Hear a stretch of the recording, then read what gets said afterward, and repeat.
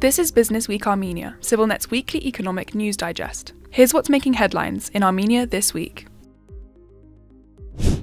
A Los Angeles-based satellite startup, founded by 3 Armenian entrepreneurs, has secured a $1.25 million contract with the US Air Force to develop monitoring capabilities. DeepSat announced the news in a press release this week, saying that the funding will accelerate efforts at real-time intelligence gathering on the remote high seas using very low Earth orbit satellites. DeepSat's dual-use satellite would orbit around 2 times closer to Earth than other low Earth orbit satellites, allowing for faster and higher resolution images of vessels and other moving objects.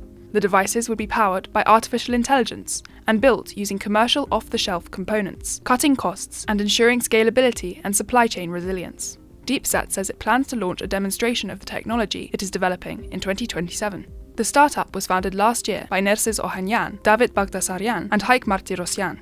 Martirosyan is also involved with Bazumk, a Yerevan-based space research laboratory that worked with the Armenian government to launch the country's first domestically made satellite in 2023. DeepSat's contract with the US military marks the latest sign of growing synergy between California's highly developed tech sector and Armenia's upstart tech scene. Earlier this year, the Armenian government announced it would be partnering with the AI startup Firebird and chipmaker Nvidia to launch a $500 million AI data center and supercomputer in the country. Technical support for the $500 million project will come from Team Group, Armenia's largest telecommunications company, and its Irish subsidiary, Imagine. In addition, Nubar Afeyan, co-founder of the biotechnology firm Moderna, will join Firebird as a founding investor and strategic advisor for the initiative. Observers said at the time that the project underscores the global ambitions of Armenia's tech sector and highlights the growing role of high-powered diasporans, like Afeyan, in the country's economy. The initiative also reflects the increasingly international nature of Armenia's tech scene, with Nvidia already running an office and research center in the country that employs hundreds of young staffers. In other startup news, Zangi, a messaging service headquartered in Santa Clara that also has Armenian roots, has grown in popularity after Russia moved to restrict rivals WhatsApp and Telegram. More than 5,000 people are now downloading Zangi daily, pushing the app towards 6 million monthly users, founder Vahram Martirosyan announced this month. By last week, Zangi had reached the top 25 apps by download in Russia and had surged to be the #1 spot on the App Store in Armenia.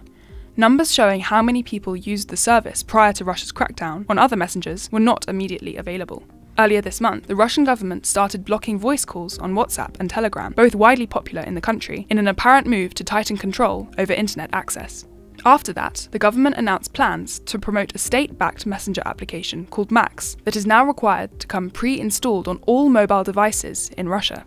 Russia has long been at odds with foreign tech companies, a standoff that has only intensified since the country's full-scale invasion of Ukraine in 2022.